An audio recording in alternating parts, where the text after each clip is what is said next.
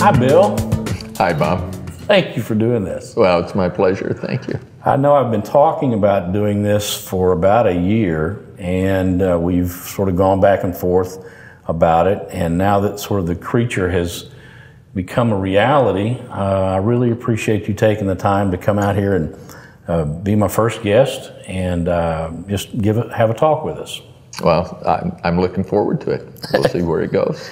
You know, I remember the first time that I met you, we were at a luncheon. You were the speaker, and I was just an attendee, and you gave one of your speeches that you give, I'm sure, many times in your career, looking back at the year behind us, giving everyone sort of the results of the economy for that period of time, and then looking forward to the year ahead of us and giving us some ideas about what we might see coming up in the next year.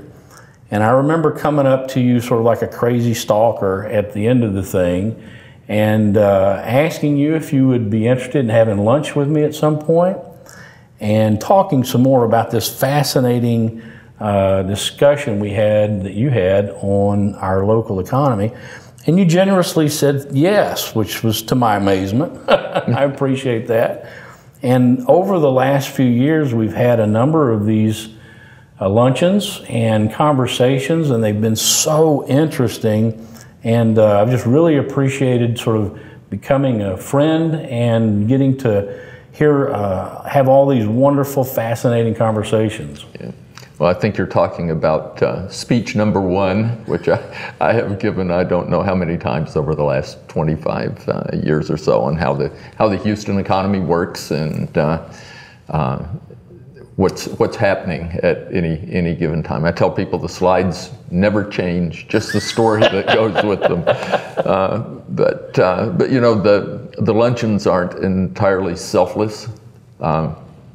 One of the things I learned working for the Fed is that you have to talk to business people about what's going on. Absolutely. And it was you have a long list of clients in lots of different areas. So, you know, you've really helped me along the way with those conversations as well. Well, I'm glad that you got something out of that from me, because I really got a ton from you, and I really appreciate it. Your career has been really interesting to me, all the way back to your early years with the Federal Reserve, and even more recently with the University of Houston at the Bauer School, where you do you're the director for regional forecasting there, that department. And I think maybe some of my intrigue or interest in your early career at the Federal Reserve is just because back in the day, they were really kind of secretive about how they did things, it seemed, and it was a mystery sort of how they came up with the way they determined rates and how they were going to try and move the economy one direction or the other. And so I know they've become a lot more transparent these days, and they're trying to do that more. But I'm really interested to hear how your career sort of traveled that path that led you through the Federal Reserve and then now to the University of Houston. Well, it's a long and tortured path, so let me just go through it very quickly. I guess I went to the University of Texas, where I got my Ph.D. I went thinking I would be an academic. I would teach and go to a university like almost all of my colleagues did. But I learned quickly I didn't really enjoy the classroom that much. And I went to work for Texas Parks and Wildlife as a consultant for a couple of years. And then after that, when I wrote my dissertation, I got a job with the state in Austin, worked for the governor's office, and worked on public education, and wrote my dissertation on the Serrano and Rodriguez cases, which were the first Robin Hood cases here in Texas. I remember you wrote a few articles about that, actually, that were published. Yeah. It was a novelty at the time. It was a big deal. Some things just never die, and so it's all still with us today. From there, I went to a think tank for the Department of Defense. Worked for the Secretary of Defense at the Institute for Defense Analysis. was then loaned to another group called the Institute for Energy Analysis in Oak Ridge, Tennessee, and caught on with them and lived in East Tennessee. From there, moved to the Tennessee Valley Authority. I took an initial project with the man who became my boss to determine, after the oil bust had come, how many reactors should the Tennessee Valley Authority keep? Oh, wow. And so we did this major study, and it turned out the chief factor was the regional economy and how fast would the Tennessee Valley grow. Okay. So they hired him as chief economist. I became the regional forecaster, and so I stayed there for 7 and 8 years. And except for 1 year at Ball State University as a visiting research professor. Best job I ever had. I had nothing to do except what I wanted to for 9 months. It was great. Nice. And but I did write a lot. And now, what area did that cover? The Tennessee Valley area. What region of the country is that? It's Tennessee plus 7 states that touch it. Okay. But it's North Georgia, North Mississippi, small parts of Kentucky and North Carolina, for example. So it's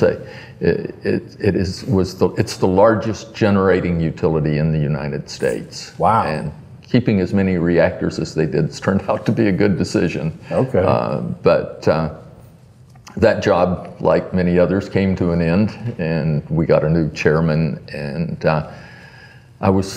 the combination that I now had in energy and regional economics was exactly what the Federal Reserve was looking for Houston, and for Texas generally, but especially for Houston. So I was located here in Houston. So my entry point to the Fed was through the Federal Reserve Bank of Dallas, but located in the Houston office here. Okay. Yeah. Nice. And how long were you with them? 23 years. I came here in 1989 and retired in 2012.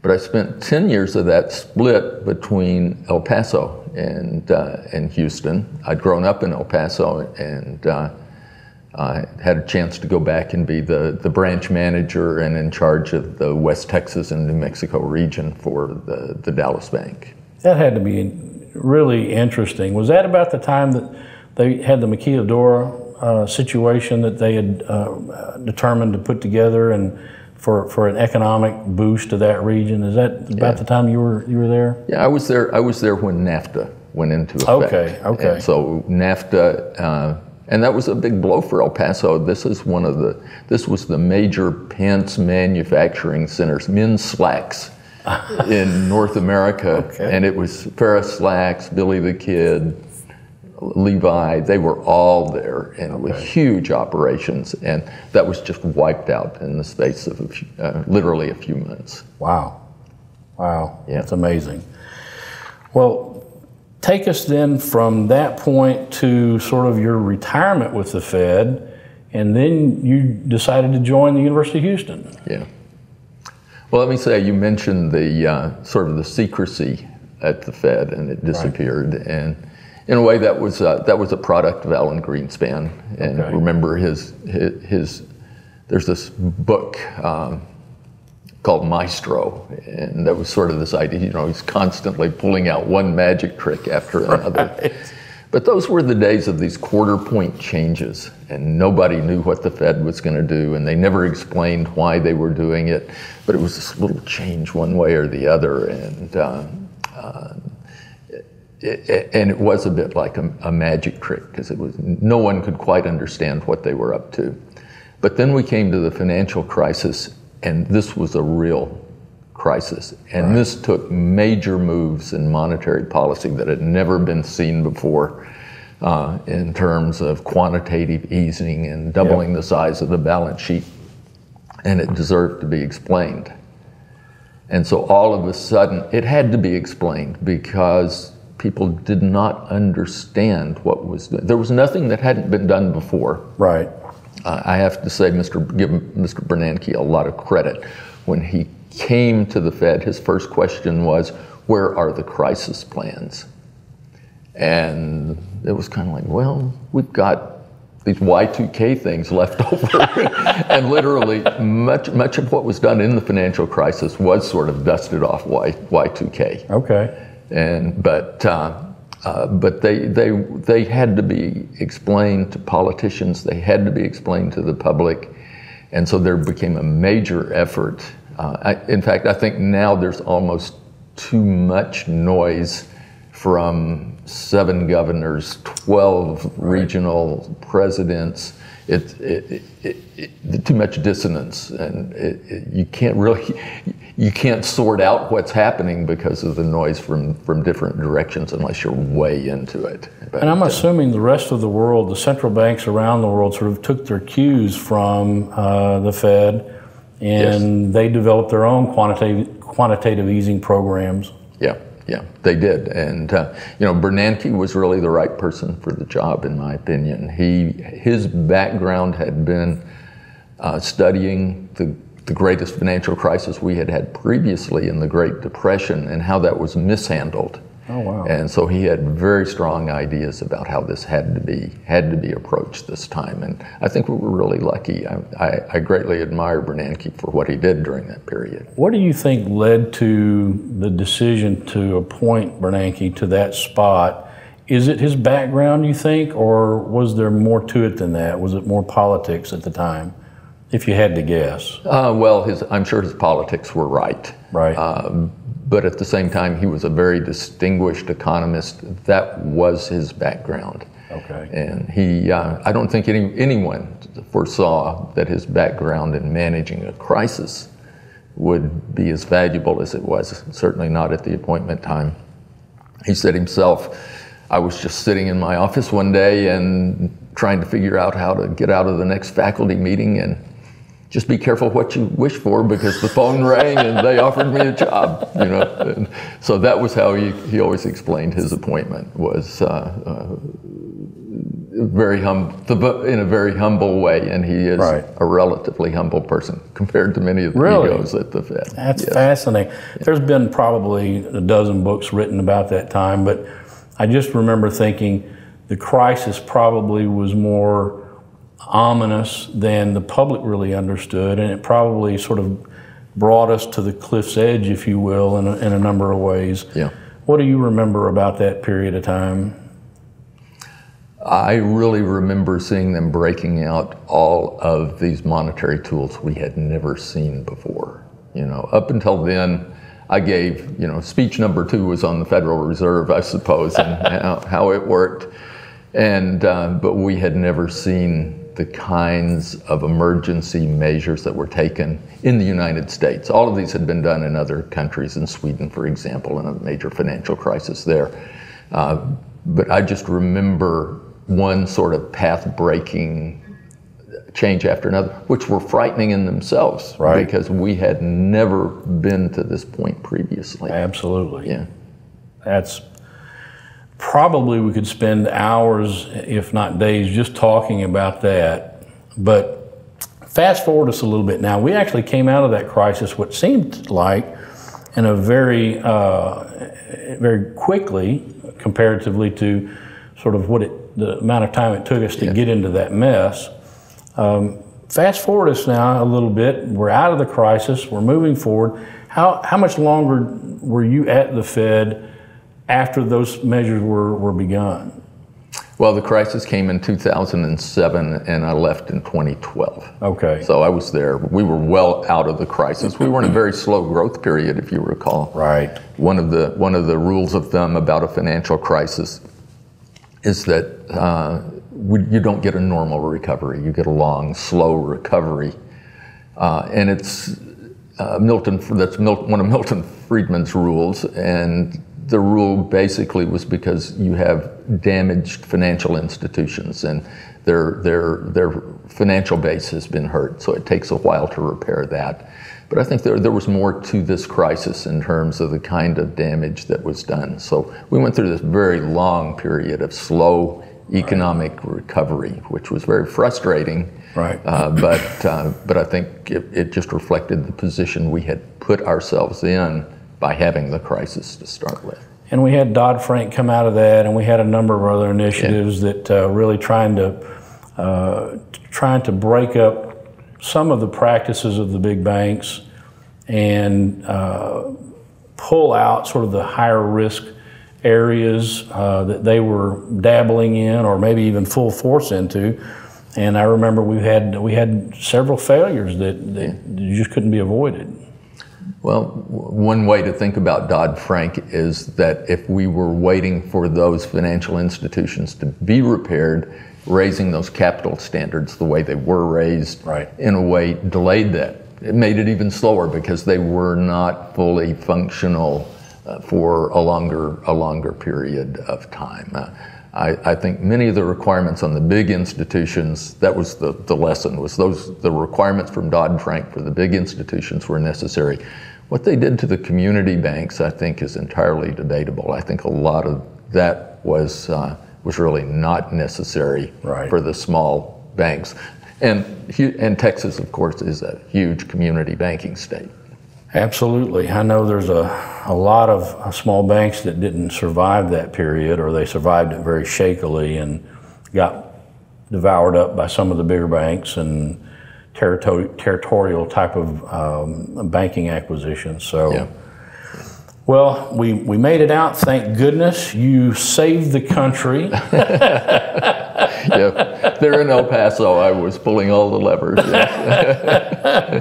And leading the charge, and now you've done your good deed, and you've managed to bring us into recovery, and you decide, now's the time. This is a good time to go into academia. Yeah.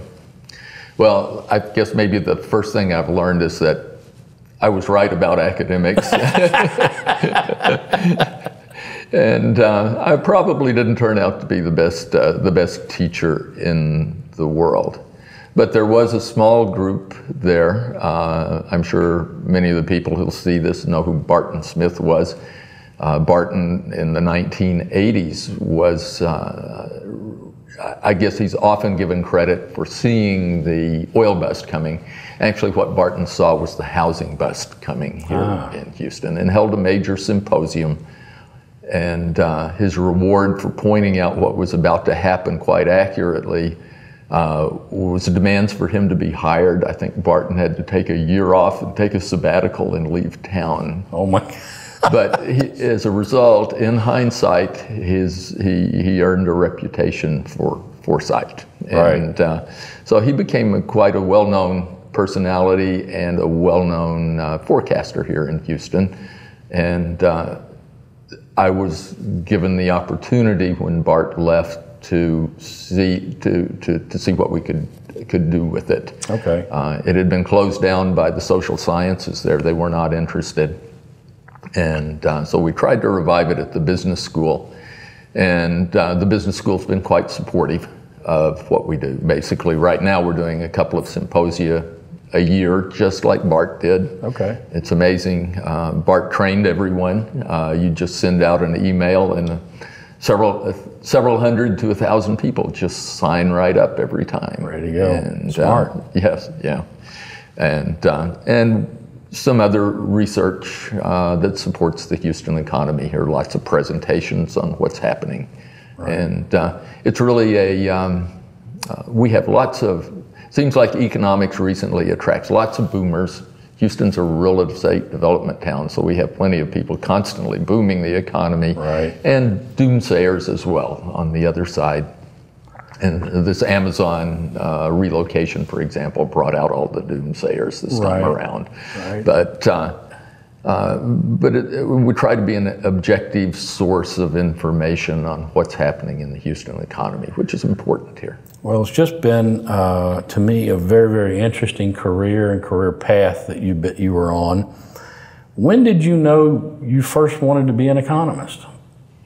As an undergraduate, I was totally lost. I had no clue what I wanted to be, and I took 3 courses from a gentleman named Dilmus James, who'd been a golfer. I think he was the Texas State champion, briefly a professional golfer.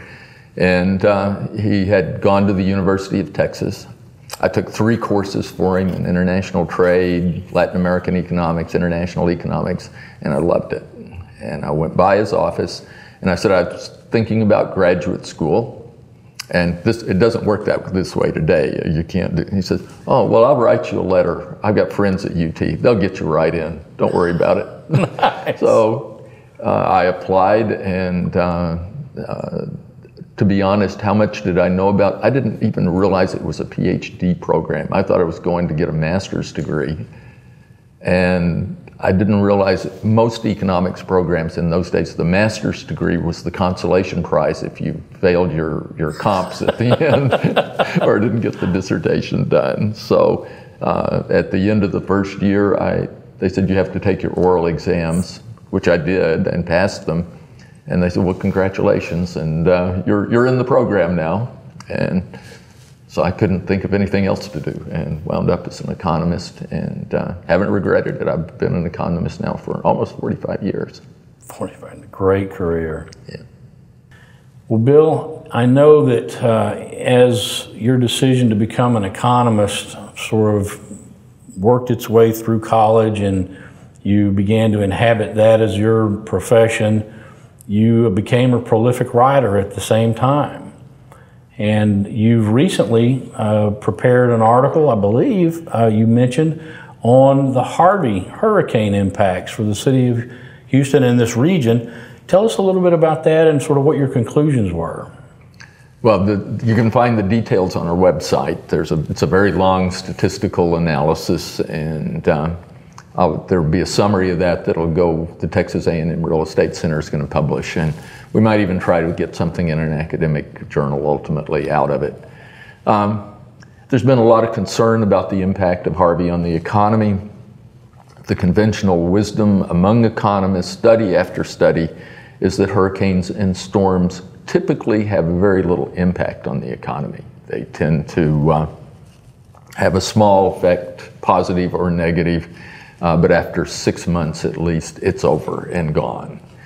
And looking at a history of 8 storms in Houston, including Harvey, going all the way back to Alicia in the 1980s, that's been the story here in Houston as well. Now, don't confuse that $80 billion that you lost on your balance sheet with the flow of income and employment that we call the economy, which is off on your income statement, right? Right. So you wrote off that $80 billion and we're moving forward, and we're all poorer because of it. Right. But the flows in the economy, think about what happens when a hurricane approaches. We all go down to our rec room for 2 days. We lose a few days of work. We can't get around the city for a while. The economy stops. But then when we come out, there's this enormous boom. There is a boom associated with retail spending to replace the furniture and the wallboard and everything damaged by the storm. Right. And there's also a construction boom. And eventually, after a few months, that nets out. The losses and the positives and the negative tend to net out. Now, that does assume that you're taking care of business, that you're taking care of infrastructure.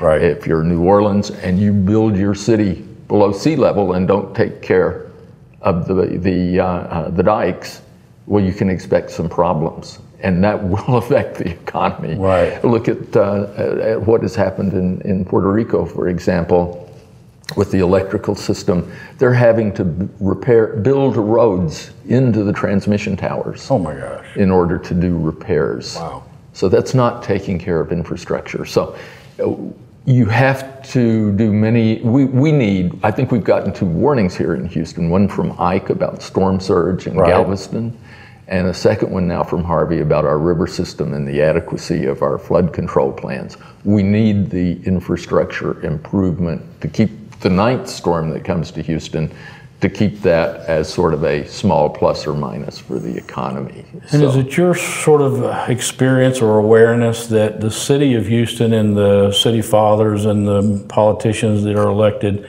that they're starting to put together some additional plans for that kind of stormwater retention or drainage?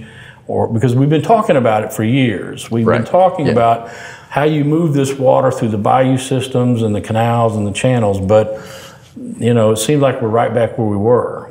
No, we had Ike literally scrape Galveston off its foundations. I mean, the surge was so big it went around the seawall. Wow. And that should have been a significant warning, but still, lots of talk, but nothing has really happened. And now we have had Harvey, which was a completely different kind of storm. Just it's been called a 1,000-year flood, right? However you define that these days. But really, yes, we know what to do. The plans are being made. We've asked the federal government for money. But is there ultimately going to be a willingness to come through with what's going to be some very, very expensive projects? So we'll see whether that happens or not. And I know that a lot of the economy and sort of its ability to pick up where it left off, if you will, coming out of a natural disaster like that, has to do with the beginnings or the inner workings of that economic system to begin with. And part of that kind of brings us to another article that you wrote also recently, and I believe published by Forbes, and here back in January the 3rd or so of this year. And as I recall, there's a good discussion there about OPEC and its once prominent position and their attempts to regain that prominence and that control over pricing, and how our fracking industry has really kind of torpedoed that for them in many ways. Maybe you could talk a little bit about that, because that also our economy is dependent upon that infrastructure of employment and so forth at the refinery level and all the way up to the upstream areas as well. Well, OPEC in, I guess, November, actually I think it was Thanksgiving Day in 2014, they said, you know, we are no longer going to be the swing producer. We are not going to be the entity that pulls our oil out of the market when there's a surplus in order to support prices. That's up to American fracking. They're the high-cost producer. If oil has to come out, we'll leave it to the Americans to take care of it. Texas and North Dakota are the swing producer now. Right, right. And that didn't work out very well for them.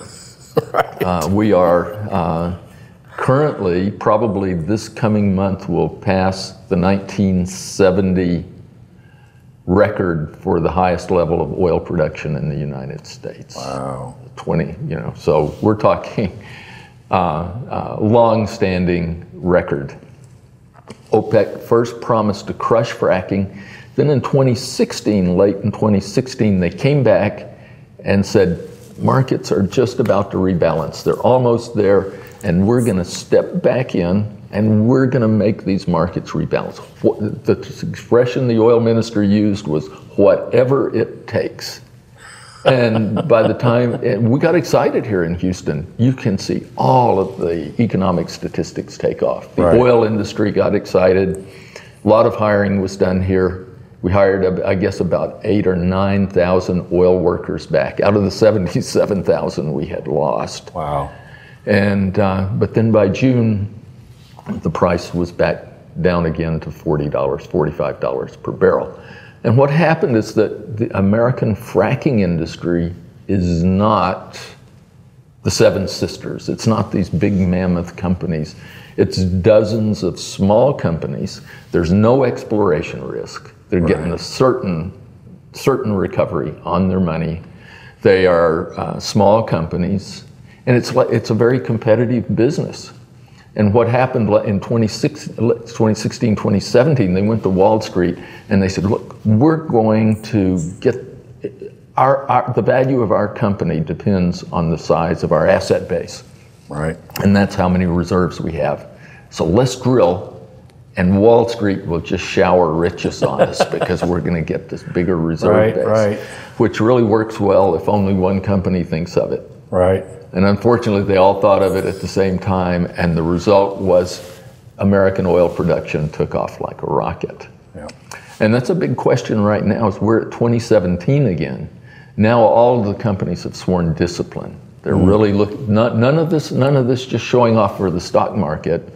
We're going to be disciplined in our approach, look at profits over the cycle.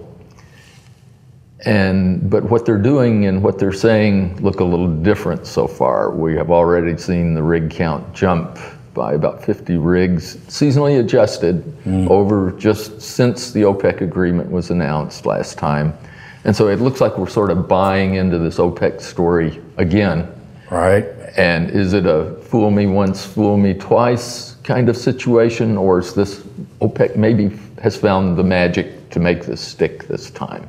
Right. And it's going to make a difference. Out of those 8,000 jobs or 9,000 jobs that were added in early 2017, well over half of those disappeared again late in 2017. Wow, wow. So.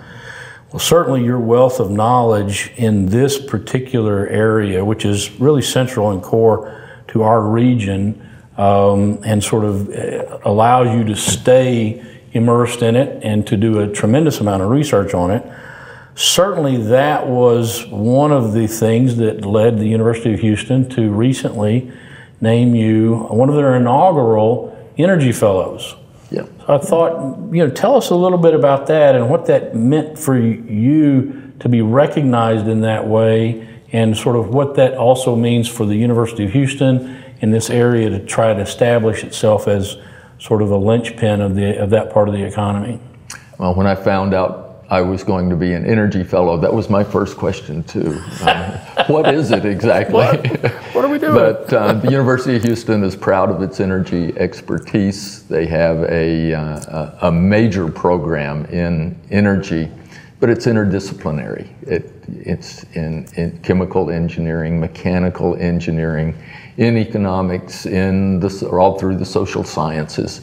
And so the idea is that you will designate certain experts as fellows with this common interest. Okay. And really, that's all it is. We were asked to write for the blog in energy and to participate in some of the programs that the university puts on. And so I've since found that once an Energy Fellow, always an Energy Fellow. Nice. So they're still asking me to write and participate. And they bring in a new group every year from across the university. Excellent, excellent. Also, you mentioned to me here recently that one of what you consider to be one of your highest honors was to be asked to be the commencement speaker at the University of Texas for their economics graduates at the University of Texas. And I thought maybe you could tell us a bit about what that meant to you and what you actually talked to them about. And before you get into that, I remember also that you told me something that I was really interested and fascinated by, and that was that the economics major now is the largest major at the University of Texas system. Yeah. I was fascinated by that. I would have thought general business studies maybe, or maybe even finance, but economics seems like such a challenging discipline to master, that to have it be the largest graduating class now at the University of Texas system, I thought that was fascinating. Is that an area also that the University of Texas is really trying to dominate in? But tell us about that commencement address. Well, I'm not sure it's all entirely good news for economics majors. The business school at UT, you climb that ladder by having high test scores to be number 1 or 2 or 3 or 10 in the top 10. And so it has become extremely difficult to get into the business school at UT. Right. And so in many ways, one of the fallback positions has become to go into the economics department and social sciences, which does not have the same high standards as the business school, but at least you can get an education. So exactly. Yeah. But it was fun to go back, and it's great to be recognized, right? I graduated there 35 years ago when this had happened. There was a faculty member there, his name's Doug Dacey, he's retired now. He still remembered me. In fact, Doug gave me my job in Washington. He was a division director at the Institute for Defense Analysis. But evidently the department had gone back and forth between people who had a lot of money and former graduates, depending on how bad the speech the year before had been. Right. So I was on I came up on the list of former graduates, and Doug remembered me, and I was fortunate to get it. But it filled Gregory Gym, which was the old basketball gym there. Wow. With graduates, but it was literally weeks or months after the financial crisis had broken out. Okay. So here you have an audience of economics students, right. Certified, right? And the crisis itself was interesting, and the prospects for their jobs at times, what it meant, how they should think about their future. It was going to be tough to get jobs, so maybe this was the time it would be cheap to invest, that kind of a message. Okay, and that really allows us to think a little bit about not just those graduating students, but looking forward 4 to 5 years. We've got a new class coming in this coming year, and 4 to 5 years out, if we look at the economic condition of the United States in particular, and of the world, sort of what do you see, just in general terms, what do you see for the graduates 4 and 5 years out from now that they'll be stepping into? Well, we talked a little bit about how slow and long but steady that this recovery has been. I believe we're now up to the second longest expansion in U.S. economic history. We just passed, they're all close together. I think we just passed the 80s, and the 1990s are still maybe 6 or 7 months. So we're headed toward the longest expansion in U.S. economic history. It's been long, it's been slow, it's been steady. But for the first time, we're seeing the U.S. really find its footing. Mm-hmm. And as we look around the world, we're really beginning to see Europe in particular finally look healthy. And Japan has demographic problems that'll be slow for a while. But I think things are in a good situation right now. Now, 4 and 5 years is a long time. Right. Lots of things we can mess up in the meantime. Will the stock market correct itself? Yes, it almost certainly will. But I think prospects are good. Now, here in Houston, we have clearly turned the corner from what happened in 2014. Right. We went 2 years with basically zero job growth here. And if you had trained for the energy business, that was a shame, because we lost 77,000 jobs in oil services, oil producers, wow. Fabricated metals and machinery here in the metro area, and we've replaced very few of those jobs since. So it's hard. It's really hard if that was going to be your specialty. I've got a lot of clients in the industrial services area covering the oil and gas industry in particular, and the last couple of years has been terrible for them. Yeah. They are anticipating and experiencing so far several months now of pretty good, strong demand. Mm-hmm. And so I see for them, they're breathing a sigh of relief. Yeah. Yeah. Finally. Yeah. I hope it lasts. The last time we went through this OPEC excitement in 2017, the big three, Baker Hughes and Halliburton and Schlumberger, they all sort of healed themselves and came out of this feeling a little better. But the clients you're talking about, I don't think they ever really felt it. So if it's finally filtering down to the smaller companies through that supply chain, that's good news. An interesting aspect about that as well is that as they sort of get healthy mm-hmm. and recover and participate in the recovery in the oil and gas sector, there's a lot more interest now in their exits and in business combinations, sort of being acquired to double size or to acquire into a much bigger company. Yeah. And so that's I'm seeing a lot of activity in that now. Yeah. Yeah. As we look at the economy today, we've recently seen Congress pass a new tax bill. And for businesses in particular, I know that this is something that they look at now a little confused maybe about what it means to them, but a good friend of mine is a big part of the legislative process that crafted this bill. And he explained to me that one of the main emphasis of the bill was to create a more competitive tax code and tax rate structure for companies here in the U.S. so that they could be more competitive worldwide. And certainly they achieved that. He tells me that the largest, if not all of the projected deficit out of this tax bill is associated with making those tax rates for businesses more competitive. Yeah. And so you take that tax bill, and seems like we've got an opportunity to take that and lay it on top of an economy that's already gaining a little bit of momentum. And what do you see the potential impact of that to capital spending or to our competitive opportunities and repatriating money? I know there's a lot of talk about, from this administration about manufacturing jobs and those kinds of things. Yeah.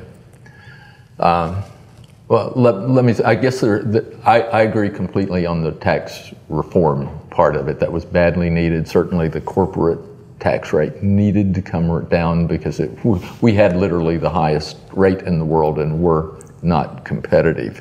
He told me we were 32nd in the world competitively with respect to our tax code, and now with the passage of this bill, we're either at number 3 or number 5. Yeah.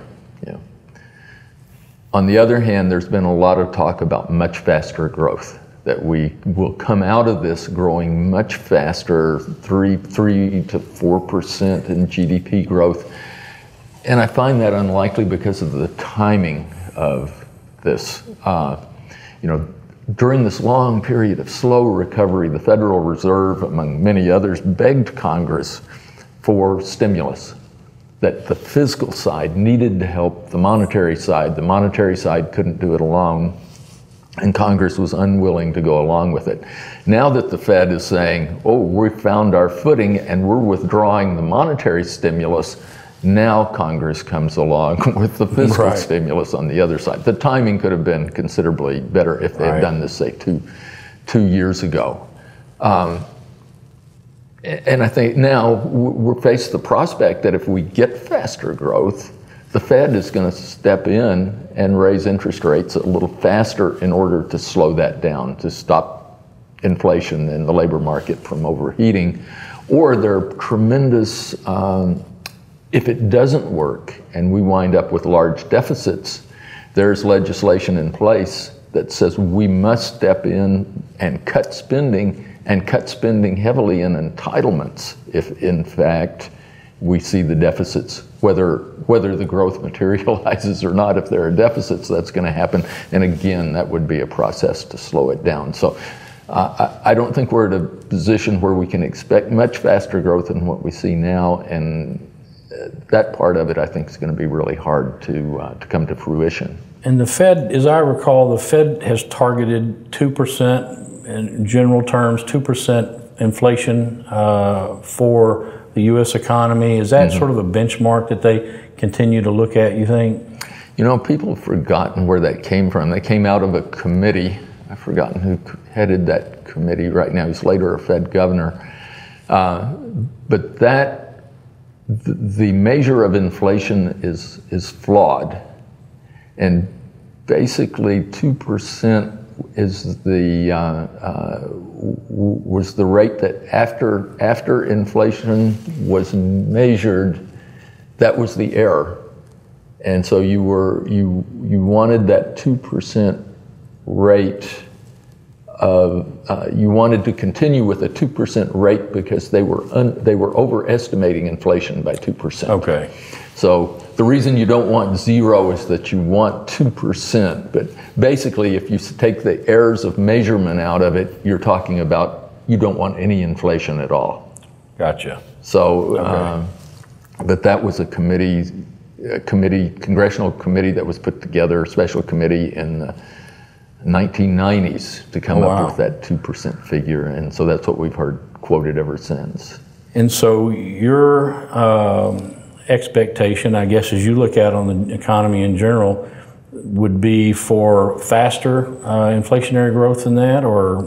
Well, I think virtually every economist has increased their estimate of how fast the U.S. economy will grow, and but that's much less than administration or congressional estimates. Okay. It has been a slight increase, and the Federal Reserve has said their expectations. They weren't explicit. They just said, like the rest of the economic profession as a whole, we expect a small increase in growth. And we've seen really some anomalies over the last, I don't know, last 8 or 9 years, it seems like, where some aspect of the economy is performing as economic models have projected, but other aspects of that model have not sort of fallen in line with that. And so is there a potential out there that you could see the kind of growth that they're talking about seeing, upwards of 3.5%, 4%, and not get an inflationary impact? Or is that just really kind of not possible? You know, it's a mystery exactly why inflation hasn't responded the way it has historically. One of the not often cited reasons is that healthcare has become such a huge piece of it, and we've actually seen healthcare subdued, healthcare inflation considerably subdued over what it had been previously, partly due to the effects of the Affordable Care Act, for example, right, in controlling inflation. So, but it's a mystery when inflation will come back. And there were great expectations. You know, there was real fear that when the Fed began these programs for quantitative easing, that these huge increases in the money supply were just going to feed this inflation frenzy. And none of that came to fruition. Right. I don't think most professional economists did not expect that to happen. Right. But in the investor community, I'm sure you probably heard a lot about it at the time. And now we're in a position where we're really beginning to return to what we would consider much more normal times, and yet that inflation hasn't come back the way you might have expected this time around. And I don't have a good reason for it either. Right? Okay. Well, Bill, that kind of also takes us to the next potential legislative initiative, big legislative initiative for this administration, and that's an infrastructure bill. And from different accounts, you hear that this administration wants to see about a $500 billion bill over a number of years, and the Democrats have actually said that they would like a $3 trillion infrastructure bill passed. To that effect. I suspect it's going to be somewhere toward the low end of that spectrum, but in general, when we talk about taking a huge spending bill like that and dumping it on top of what already seems like a growing and an accelerating growing economy, what are we liable to see with that kind of initiative? Well, I don't think there's any question that we could do with some improved infrastructure in this country. If you've been through the New York airports recently, or right. You know, just to give you one really sad example of how things can literally go to hell if you don't take care of your infrastructure. Right. On the other hand, again, you go back to the timing question, right? Now, there's some question of how much of this should be private and public money as well. There's some talk that, you know, maybe it should be 600 and only 200 of it should be public money. Right. The rest should be private money, either raised or, you know, maybe through the bond market or something like that to finance this infrastructure. But again, you go back to the question of timing. You want to keep your powder dry to a certain extent, right? Yeah. And the Federal Reserve is still in the process of getting off this. It's still a very accommodative monetary policy. Right. And if something does happen in terms of a setback to the economy, they don't have a whole lot of room underneath them. They could resume the quantitative easing, I suppose. And we have just implemented this other bill, which is going to be quite stimulative. So, I would question the timing of this. Yes, the infrastructure is badly needed, but if you want to keep your powder dry for the next potential setback or blow up that's unanticipated, maybe this is the one that should be on the bench for a while, speaking from not a political perspective, right, but from an economic perspective. But we know those politicians, we know that there's a strike while the iron's hot mentality, and they feel like they can get something passed. It's definitely a major initiative, and if they're going to do anything, it seems like it's probably or potentially likely that it happens sometime this year. Well, they love to give things away in an election year. They do. They do. Absolutely. And just in terms of how that also energizes the rest of the world economies, and we see that kind of spending here, it's likely to have an impact worldwide. Oh, sure. Yeah. No, the world's big engineering companies, I'm sure, will all be knocking on our door. The Panama Canal, not a U.S. project, but that was largely carried out by the Dutch. And right, and my guess is that we have big spending for an Ike Dike, for example. It will be the Dutch engineering companies that would carry that as well. They are the world's experts on exactly that kind of project. But you can see the Germans and companies from all over the world benefiting from spending hundreds of billions of dollars. So it'll be stimulative, not just in the U.S., but to the global economy as well. Well, if we rewind a little bit and we sort of come back to today and we look at our economy here in the Houston and Gulf Coast region, where do you see this economy, this local regional economy at today? Well, we have gone through two really tough years. I think I mentioned earlier that we had lost locally 77,000 jobs in oil services, oil production, fabricated metals and machinery, almost all certainly energy related. But at the same time, I can tell you, this has been perhaps the worst oil downturn ever. This is measured by CapEx, by the speed of the decline in the rig count, the extent of the decline in the rig count. Right. This is worse than the 1980s in terms of a setback.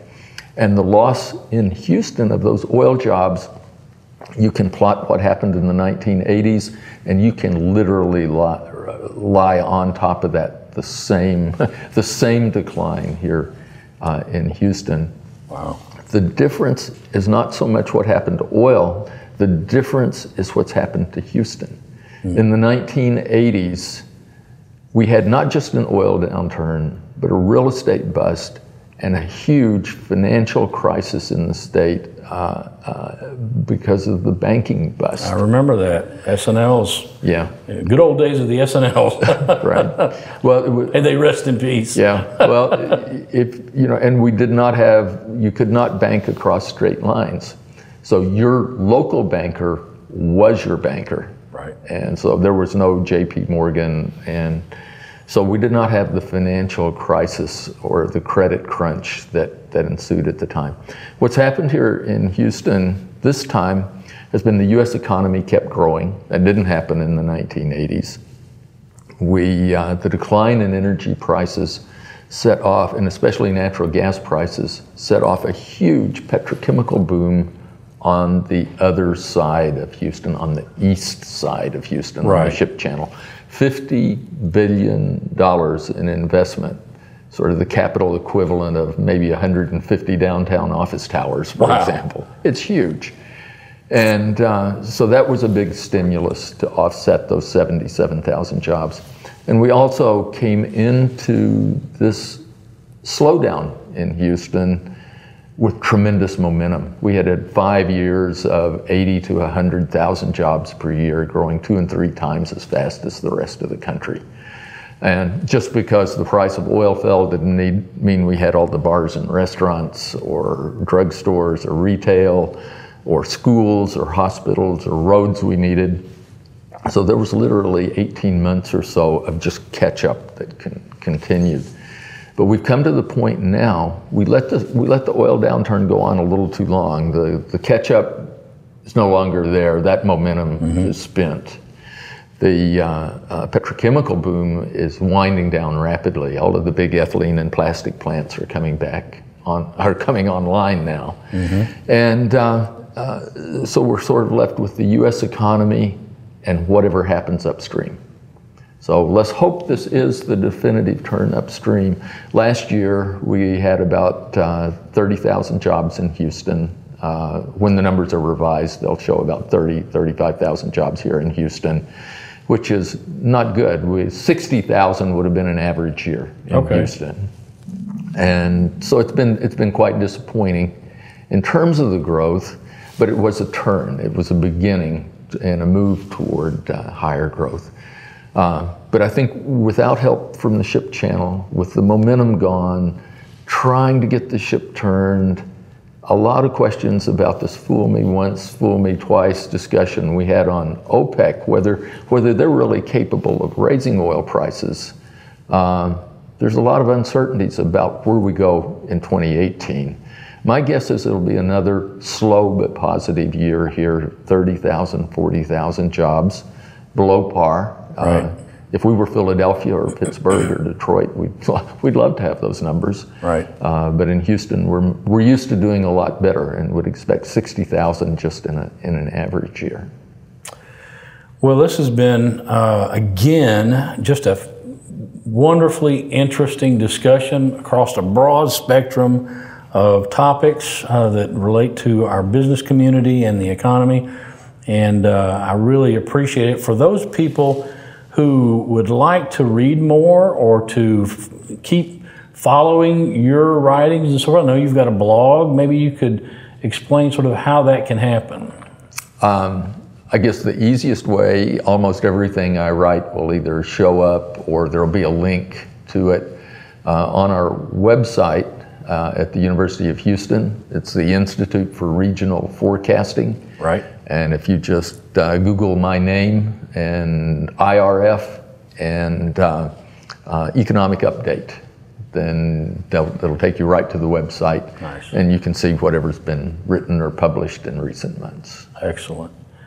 Well, thank you again. Another fascinating discussion about economics, hopefully bringing some value to folks that might want to watch this and keep in touch with the economy here locally and around the world. So, Bill, thank you again for coming out. This has been great. Okay, it was my pleasure. This was fun. Excellent.